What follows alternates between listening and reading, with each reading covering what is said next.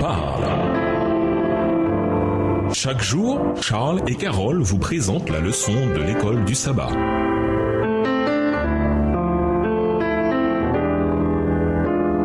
Bienvenue à votre émission. Dieu nous parle. Voilà la leçon de lundi. Jésus enseignant. La Bible emploie de nombreux termes pour décrire Jésus. Il est le Fils de Dieu, le Messie, le Fils de l'homme, le Sauveur, le Rédempteur, le Seigneur, l'Agneau de Dieu, pour n'en citer que quelques-uns. Mais pour les personnes qui étaient les plus proches de lui au cours de ces 3 années de ministère public en Judée et en Galilée, c'était un enseignant. Il appelait maître ou rabbi. Les deux mots veulent dire la même chose, à savoir enseignant. Par conséquent, la déclaration et l'œuvre d'enseignement ont dû être une manière particulièrement appropriée pour Jésus de mener à bien son ministère public. D'une manière ou d'une autre, son œuvre de rédemption est comparable à l'œuvre d'enseignement. En outre, elle fut prédite par le prophète de l'Évangile. Lisons Ésaïe 11, versets 1 à 9. Que révèle ce passage sur le rôle pédagogique de Jésus? Ésaïe 11, les versets 1 à 9. Puis, un rameau sortira du tronc d'Ésaïe, et un rejeton naîtra de ses racines. L'esprit de l'Éternel reposera sur lui, esprit de sagesse et d'intelligence, esprit de conseil et de force, esprit de connaissance et de crainte de l'Éternel. Il respirera la crainte de l'Éternel. Il ne jugera point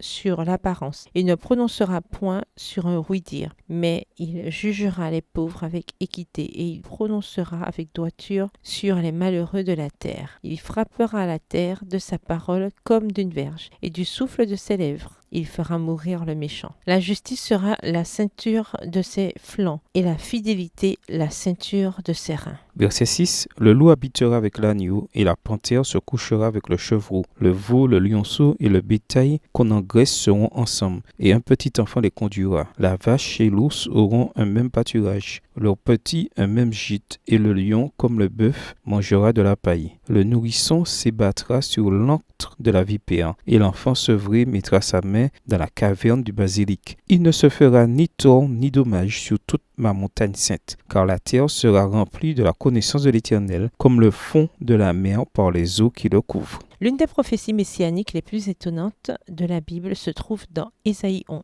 Les versets 1 à 3 dépeignent le Messie à venir en termes éducatifs comme quelqu'un qui apporte connaissance, conseil, sagesse et compréhension. Tout le passage se conclut par cette promesse remarquable. La connaissance du Seigneur remplira la terre comme les eaux recouvrent la mer. Ésaïe 11, verset 9. Ce sont peut-être ces enseignements de l'Écriture qui ont poussé Ellen White, dans son livre sur l'éducation, à faire remarquer que l'œuvre d'éducation et l'œuvre de rédemption n'en font en réalité qu'une seule. Voir le livre Éducation au chapitre 4, livre écrit par Ellen G. White. Lisons Jean 3, les versets 1 à 3. Jean 3, les versets 1 à 3. Mais il y eut un homme d'entre les pharisiens nommé Nicodème, un chef des Juifs, qui vient lui auprès de Jésus de nuit et lui dit: Rabbi, nous savons que tu es un docteur venu de Dieu, car personne ne peut faire ces miracles que tu fais, si Dieu n'est avec lui. Jésus lui répondit: en vérité, je te le dis, si un homme naît de nouveau, il ne peut voir le royaume de Dieu. Nicodème s'adresse à Jésus comme à un rabbi et il identifie les dons d'enseignement de Jésus comme venant de Dieu à cause des signes que Jésus accomplit, c'est-à-dire ses miracles et ses réflexions sur le sens de la vie. Jésus accepta, sinon le titre qu'on lui donnait, du moins l'origine de ces dons d'enseignement quand il répondit à Nicodème qu'il devait naître de nouveau afin de voir,